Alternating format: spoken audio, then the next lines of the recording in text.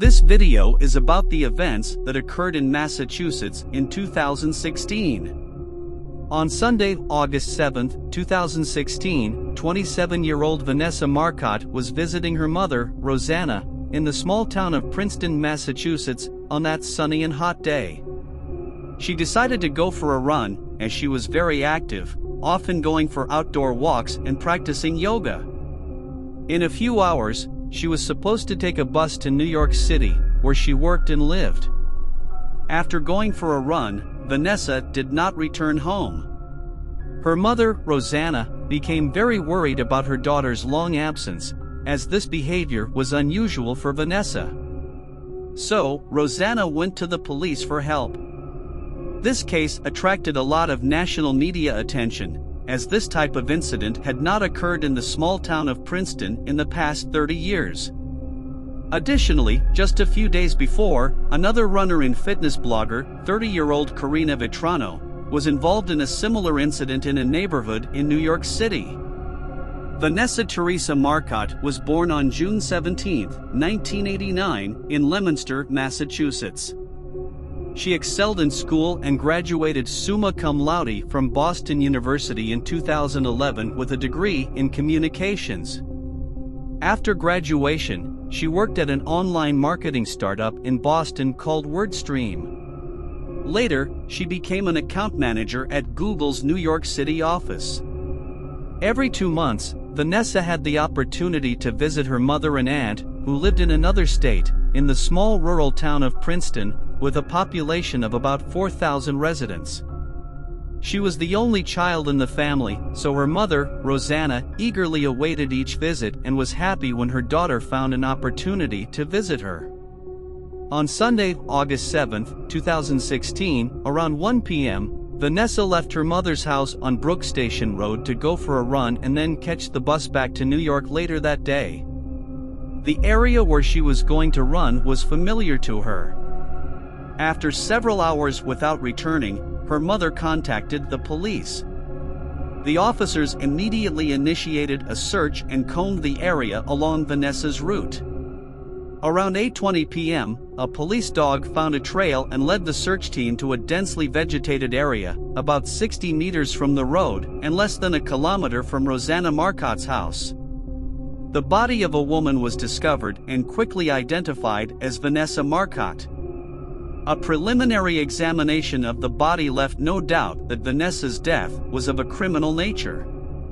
Her body was naked, and there were burn marks on her legs, hands, and face. The location where the body was found is quite isolated, with no houses, only the road and forest on both sides. Vanessa's cell phone and headphones were also missing. The police thoroughly searched the surrounding area but found none of these items. Investigators believed that the assailant deliberately took them, as they could have left traces of their DNA on them. A shoe with traces of fire was found in the grass next to the body, and traces of fire were also found in other locations. Detectives concluded that the assailant used gasoline to try to destroy traces of their DNA. Forensic experts determined that the cause of Vanessa's death was strangulation. She fought for her life, and as a result, DNA from an unknown person was found under her nails. The fact that Vanessa's clothes had been removed made the motive of the crime clear. In summary, medical examiners found evidence of male contact. DNA samples were tested, but there were no matches in local or national databases. For the small town of Princeton, with a population of less than 4,000 people, this type of crime was completely unusual and therefore shocked the entire local population. Authorities urged residents of Princeton and all neighboring areas to be vigilant and cautious, and asked anyone who saw something suspicious to report it to the Massachusetts State Hotline or the Princeton Police Department. Worcester District Attorney Joseph Early Jr. confirmed in a press conference on August 11 that the assailant was likely male and had suffered cuts, bruises, and minor scratches during the struggle with Vanessa before her death. What happened to Vanessa was a shock not only to her family and the residents of Princeton, but also to her coworkers. A representative from Google said, "Vanessa Marcotte was a much-loved member of the Google team, working in our New York office for the past year and a half, and known for her ever-present smile, passion for volunteer work, and love of Boston sports. We are deeply shocked and saddened, and our thoughts are with her family and friends." Her alma mater also paid tribute to her. "We are very saddened for her family and friends," said Colin Riley, Executive Director of Media Relations at Boston University. "They are in our thoughts and prayers." The police initially considered a possible connection between Vanessa Marcotte's death and an incident that occurred a few days earlier in New York City, where another female runner was killed. However, the New York Police Department later confirmed that the two cases were not related. The investigation into Vanessa's murder continued, with authorities conducting interviews, collecting evidence, and analyzing DNA samples. They also reached out to the public for any information that could help identify the perpetrator. Months went by with no significant breakthroughs in the case. The police received numerous tips and leads, but none of them led to the arrest of a suspect. Vanessa's family and friends held vigils and organized events to keep her memory alive and to raise awareness about violence against women. They also created a scholarship in her name at Boston University to support women pursuing careers in communications. Finally, in April 2017, almost 8 months after Vanessa's murder, the police announced a breakthrough in the case. They had arrested a suspect, 31-year-old Angelo Colon Ortiz, a Worcester resident and a former employee of a trucking company. DNA evidence found on Vanessa's body matched Colon Ortiz's DNA. He was charged with aggravated assault and battery, assault with intent to rape, and murder. During his trial, which took place in 2019, Colon Ortiz pleaded not guilty to the charges. His defense argued that the DNA evidence could have been transferred innocently and that there was no direct evidence linking him to the crime. However, the prosecution presented a strong case, including surveillance footage of Colon Ortiz's van near the crime scene and testimony from a witness who saw him in the area on the day of the murder. In June 2019, Angelo Colon Ortiz was found guilty of first-degree murder and was sentenced to life in prison without the possibility of parole. The arrest and conviction of Angelo Colon Ortiz brought some closure to Vanessa's family and friends, although the pain of losing her will never fully go away. Her tragic death served as a reminder of the importance of personal safety, especially for women who enjoy outdoor activities like running. It also highlighted the need for communities to come together and support each other during times of tragedy. The memory of Vanessa Marcotte lives on through the scholarship in her name and the impact she had on the lives of those who knew her. Despite the similarities between the two cases, investigators did not believe there was a connection between them. 6 months later, a 20-year-old Brooklyn resident named Chanel Lewis was arrested by the police after his DNA matched the one found on Karina Vitrano's body. On April 23, 2019, Lewis was sentenced to life in prison without the possibility of parole. But who was responsible for Vanessa Marcotte's death? According to investigators, the person who took Vanessa's life lived or frequented Princeton and likely knew the area well. Detectives also believed that Vanessa Marcotte did not know her attacker and that their paths crossed accidentally. Meanwhile, authorities once again sought the help of the public, for which separate 24-hour phone lines were set up. Eventually, a witness reported seeing Vanessa stop in front of a local convenience store to drink water after 1 p.m. on August 7 and was last seen walking and talking on her cell phone.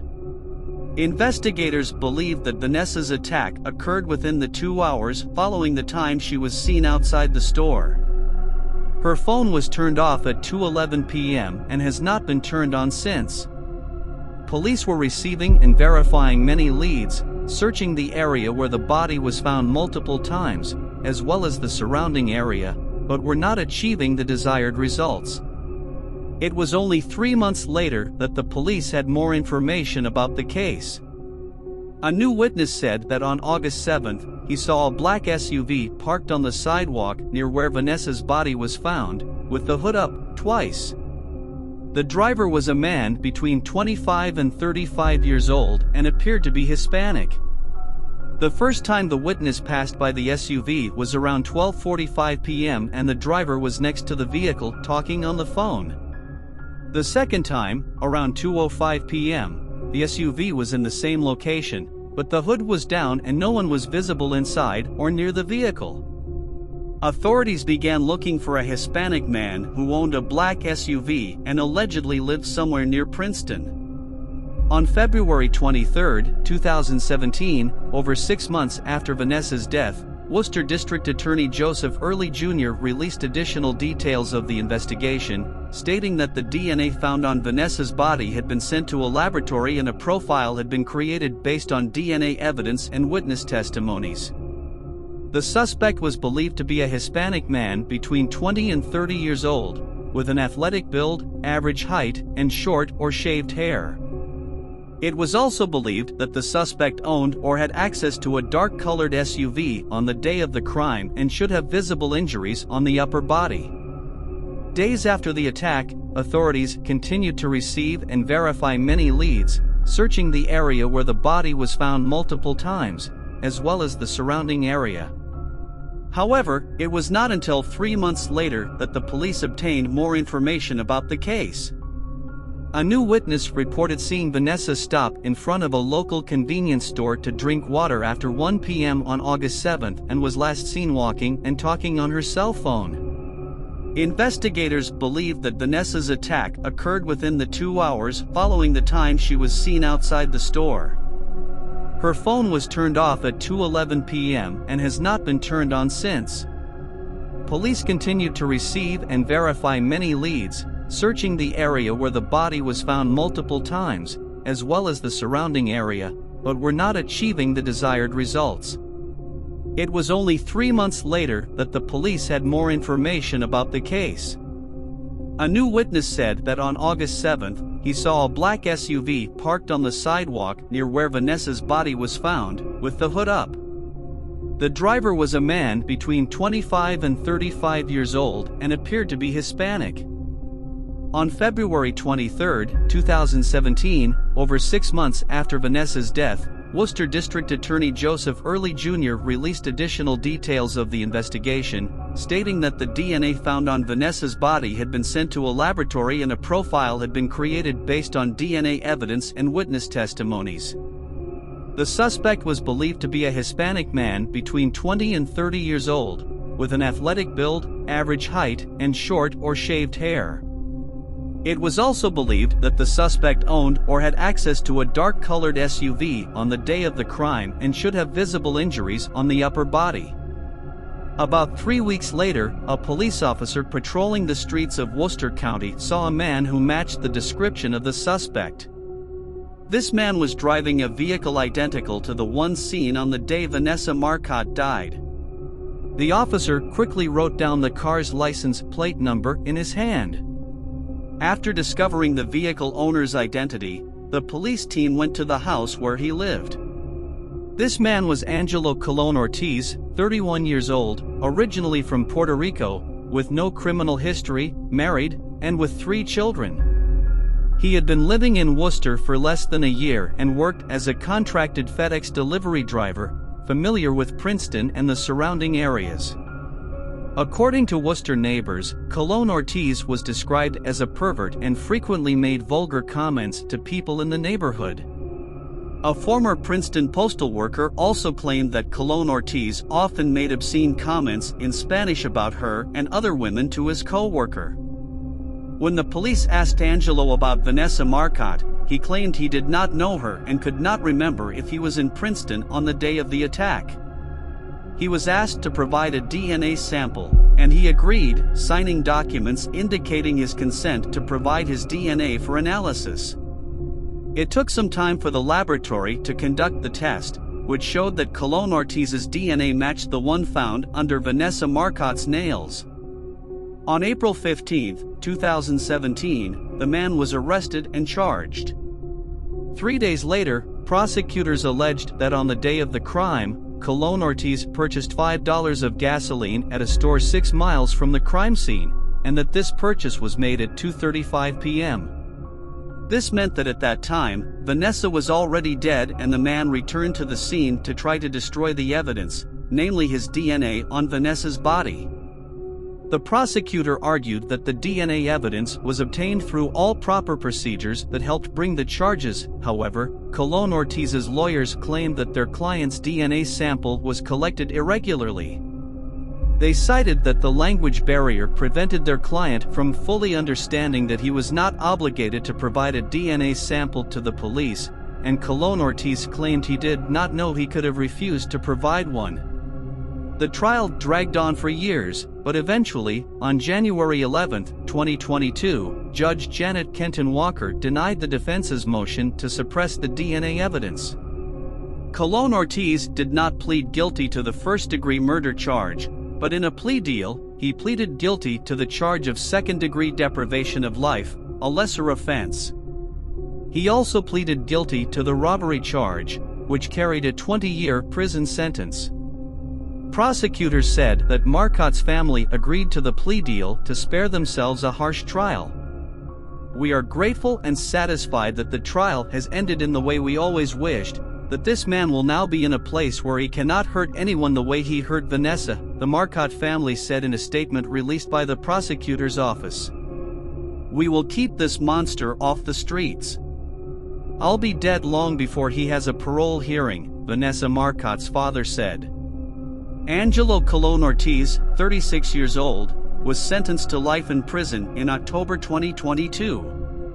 He will serve 20 years for the robbery charge and then begin serving the life sentence, which includes a minimum of 25 years before he is eligible for parole. This means he will spend at least 45 years in prison before he can apply for parole.